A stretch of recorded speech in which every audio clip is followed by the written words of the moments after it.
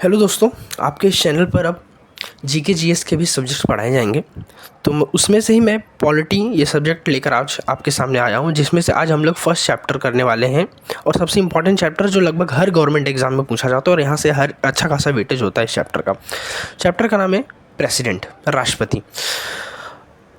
जैसे कि हमारे संविधान में 400 से ज़्यादा आर्टिकल है, अनुच्छेद हैं, तो उसमें से आर्टिकल नंबर 52 से लेकर 78 तक जो है राष्ट्रपति के बारे में बताया गया है। और राष्ट्रपति जो होता है हमारे इंडिया का फर्स्ट सिटीज़न होता है, जिसे भारत का प्रथम नागरिक हिंदी में कहते हैं। तो वर्तमान में करंट में हमारी जो प्राइम मिनिस्टर है उनका नाम है द्रौपदी मुर्मू, और उन्होंने 25 जुलाई 2022 को अपना पदभार संभाला और ये भारत की 15वें नंबर की प्रेसिडेंट है। और इसके साथ ही हम लोग प्रेसिडेंट चैप्टर में कौन कौन से टॉपिक्स पढ़ने वाले हैं वो भी मैंने यहाँ पे लिखे हुए, एक बार देख लेते हैं। पहला है इलेक्शन प्रोसेस, कि इलेक्शन कैसे होता है किस प्रेसिडेंट का हमारे इंडिया में। इसके अलावा क्वालिफ़िकेशन, कौन कौन सी क्या क्या क्वालिफ़िकेशन, क्या क्या चीज़ चाहिए उनको प्राइम मिनिस्टर बनने के लिए। ओथ, प्राइम मिनिस्टर बनने के बाद शपथ कौन दिलाता है उनको, कौन कौन सी कंडीशन होती हैं। उसके बाद में हम लोग इम्पीचमेंट पढ़ेंगे। इम्पीचमेंट वो तरीका होता है जिससे किसी प्राइम मिनिस्टर प्रेसिडेंट को उसके पद से हटाया जाता है। Power and function of the president, यानी कि किसी प्रेसिडेंट का क्या पावर है हमारे इंडिया में और क्या फंक्शन होता है। वीटो पावर, वीटो पावर का मतलब कि राष्ट्रपति के पास बिल्स को लेकर, जो कानून बनाए जाते हैं उन बिल्स को लेकर राष्ट्रपति के पास कुछ शक्तियाँ होती हैं, तो उसके बारे में भी हम डिटेल में पढ़ेंगे। उसके बाद है राष्ट्रपति की अध्यादेश जारी करने की शक्ति, ऑर्डिनेंस मेकिंग पावर। अभी ऑर्डिनेंस मेकिंग पावर क्या है इसे भी हम लोग डिटेल में आगे पढ़ेंगे। इसके अलावा राष्ट्रपति की क्षमा दान करने की शक्ति, power of president to resolve. इसका मतलब है कि राष्ट्रपति किसी इंसान को जो भारत में रह रहा है, भारत में कोई क्राइम कर देता है और सुप्रीम कोर्ट, हाई कोर्ट उसे सज़ा देते हैं, तो राष्ट्रपति के पास ये पावर होती है कि उसको माफ़ कर सके। तो उससे भी हम डिटेल में आगे पढ़ने वाले हैं कि कौन कौन से अपराध के मामले में राष्ट्रपति किसी को माफ़ी दे सकता है। तो पहला टॉपिक है इलेक्शन। तो राष्ट्रपति का जो इलेक्शन होता है वो इनडायरेक्ट होता है। इनडायरेक्ट कहने का मतलब ये है कि कोई इंसान, जैसे कि प्राइम मिनिस्टर, किसी पंचायत में जो इलेक्शन होते हैं, सीएम के जो लोकसभा विधानसभा के इलेक्शन होते हैं, हम डायरेक्ट इलेक्शन बूथ पर जाते हैं और वोटिंग करते हैं। लेकिन प्रेसिडेंट के इलेक्शन में ऐसा नहीं होता है। प्रेसिडेंट का इलेक्शन इनडायरेक्ट होता है, यानी कि कोई भी इंसान जाके वोटिंग नहीं करता। तो वोटिंग कौन करता है? तो वोटिंग करने के लिए होते हैं निर्वाचन मंडल, यानी कि इलेक्टोरल कॉलेज। इसके अंदर कौन कौन होता है जरा ये देखते हैं। पहला है पार्लियामेंट। बेटा, पार्लियामेंट में लोकसभा और राज्यसभा दो हाउसेस होते हैं। तो इन लोकसभा और राज्यसभा के जितने भी इलेक्टेड मेंबर होंगे वो सारे के सारे मेंबर्स क्या करते हैं, प्रेसिडेंट के इलेक्शन में वोटिंग करते हैं। इसके अलावा elected member of the state legislature, हर एक स्टेट में लेजिस्लेचर होता है। जैसे पूरे इंडिया के लेवल पर संसद है, पार्लियामेंट है, वैसे ही हर एक स्टेट में क्या होता है, लेजिस्लेचर। तो उस लेजिस्लेचर में भी जो इलेक्टेड मेंबर होंगे वही लोग क्या कर सकते हैं, राष्ट्रपति के इलेक्शन में वोटिंग कर सकते हैं। इसके अलावा elected member from union territory, यानी हमारे इंडिया में स्टेट्स के साथ साथ यूनियन टेरिटरी भी हैं। तो उन यूनियन टेरिटरीज़ के जो इलेक्टेड मेंबर हैं वो भी क्या कर सकते हैं, राष्ट्रपति के इलेक्शन में वोटिंग कर सकते हैं। लेकिन कौन सी यूनियन टेरिटरी? इंडिया में इस वक्त लगभग 8 यूनियन टेरिटरी हैं, लेकिन 8 में से सिर्फ 2, दिल्ली और पौंडीचेरी, सिर्फ ये 2 ही यूनियन टेरिटरी हैं जिनके जो क्या कर सकते हैं, इलेक्शन प्रोसेस में अब वोटिंग कर सकते हैं प्रेसिडेंट के। जैसा कि मैंने बताया, सिर्फ इलेक्टेड मेंबर ही क्या कर सकते हैं, वोटिंग कर सकते हैं। किसके? पार्लियामेंट और लेजिस्लेटिव असेंबली के। तो जो पार्लियामेंट में या फिर लेजिस्लेटिव असेंबली में जो नॉमिनेटेड मेंबर होते हैं उनके पास ऐसा कोई अधिकार, कोई राइट नहीं होता है कि वो प्रेसिडेंट के इलेक्शन में वोटिंग कर सके।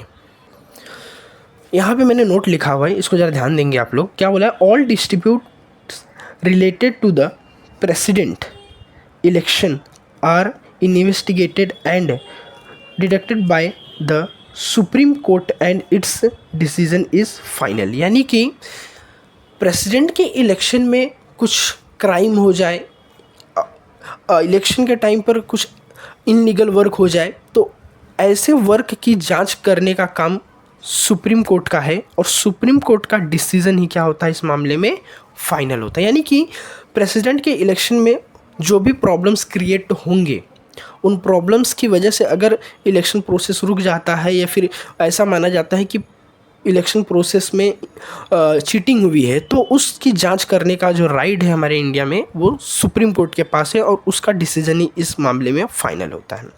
लेकिन यहाँ पे कंडीशन और बनती है कि कोई इंसान प्रेसिडेंट बन गया और बाद में पता चलता है कि उसने उसके इलेक्शन में कुछ चीटिंग हुई थी, तो ऐसे में जब कोई कैंडिडेट प्रेसिडेंट बन जाता है, और जब तक वो प्रेसिडेंट रहता है, और जब तक ये साबित नहीं हो जाता कि वह उसके प्रोसेस में इलीगल वर्क हुआ था, तब तक उसने जितने भी काम किए होंगे वो लीगल माने जाएंगे और इफ़ेक्ट में रहेंगे। अब हम लोग नेक्स्ट टॉपिक स्टार्ट करने जा रहे हैं, क्वालिफिकेशन, ओथ एंड कंडीशंस। किसी भी इंसान को भारत में राष्ट्रपति बनने के लिए 4 कंडीशन होती है मेनली। पहला है वो इंडिया का सिटीजन होना चाहिए। सेकेंड, उसकी एज 35 साल से ज़्यादा होनी चाहिए, और वो लोकसभा का मेंबर बनने के लिए एलिजिबल होना चाहिए। अब लोकसभा मेंबर बनने के लिए कौन कौन सी एलिजिबिलिटीज़ होती हैं, वो जब हम पार्लियामेंट पढ़ेंगे तो वहाँ पर मैं आपको डिटेल में बताऊँगा। फिलहाल अभी इतना आप याद रखिए कि उसको लोकसभा का सदस्य बनने के योग्य होना चाहिए, इतना एलिजिबिलिटी होनी चाहिए कि वो लोकसभा का मेंबर बन सके। Not hold any office of public Prestige और प्रॉफिट, यानी कि जो भी इंसान भारत के राष्ट्रपति के रूप में इलेक्ट हो रहा है, या फिर इलेक्शन प्रोसेस में अपना नाम दे रहा है, तो उसे भारत सरकार या राज्य सरकार में से किसी भी सरकार में कोई भी लाभ का पद नहीं मिल सकता। लाभ का पद यानी कि अगर वो सरकारी नौकरी कर रहा है तो उसे अपना पद छोड़ना पड़ेगा। ओथ, भारत के राष्ट्रपति को ओथ यानी शपथ दिलाने का जो कार्य होता है वो CJI ऑफ इंडिया, जिसे चीफ जस्टिस ऑफ इंडिया कहते हैं, या फिर chief justice of supreme court भी कहा जाता है। अगर सुप्रीम कोर्ट के जो मेन जज, जिसे CJI कहा जाता है, वो किसी कंडीशन की वजह से अवेलेबल नहीं है, तो उनकी जगह पर जो सुप्रीम कोर्ट के सीनियर जज होंगे वो राष्ट्रपति को शपथ दिलाएंगे।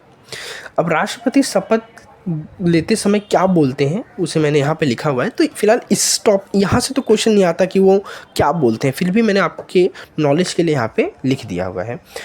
मैं श्रद्धापूर्वक राष्ट्रपति पद का कार्यपालन करूँगा। मैं संविधान और विधि का परिरक्षण, संरक्षण और प्रतिरक्षण करूँगा। मैं भारत की जनता की सेवा और कल्याण में निरत रहूँगा। कंडीशंस क्या क्या होती हैं? He should not be a member of either house of parliament और स्टेट लेजिस्लेचर, यानी कि जैसे कि मैंने अभी थोड़ी देर पहले आपको बताया कि वो किसी भी लाभ के पद पर नहीं हो सकता। लाभ के पद पर होने का मतलब, जैसे कि मैंने आपको यहाँ बताया था, कोई पब्लिक प्रेस्टीज का ऑफिस वो अपने पास होल्ड नहीं कर सकता।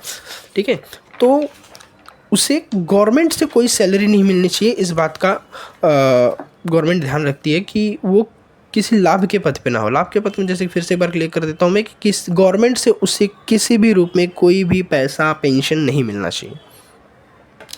Not hold any office of profit, तो मैंने अभी रिपीट ही किया। Terms of office and impeachment, कितने साल के लिए कोई राष्ट्रपति या प्रेसिडेंट बन सकता है भारत में? तो 5 साल के लिए। हाँ, 5 साल से पहले अगर किसी रीजंस की वजह से या फिर वो कंटिन्यू नहीं करना चाहते तो वाइस प्रेसिडेंट को अपना रेजिग्नेशन देकर वो जा सकते हैं। हाँ, ये भी है कि अगर कोई 5 साल तक प्रेसिडेंट रह जाता है और अगले इलेक्शन में वो वापस से री इलेक्ट हो सकता है, पुनः निर्वाचित हो सकता है। इम्पीचमेंट वो प्रोसेस है जिससे किसी भी राष्ट्रपति को भारत में उसके पद से हटाया जा सकता है। In the case of serious violence the president can be impeached by both house of parliament, investigated and remove from the office by a special majority.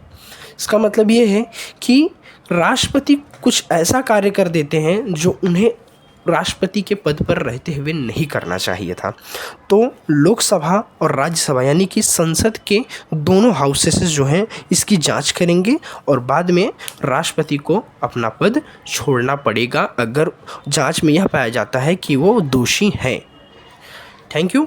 आज हम लोग 2 टॉपिक्स, लगभग 3 टॉपिक कवर करके एंड करते हैं अपना वीडियो। नेक्स्ट वीडियो में बाकी के जो टॉपिक जो मैंने बताए हैं वो से हम कंटिन्यू करेंगे। Thank you so much.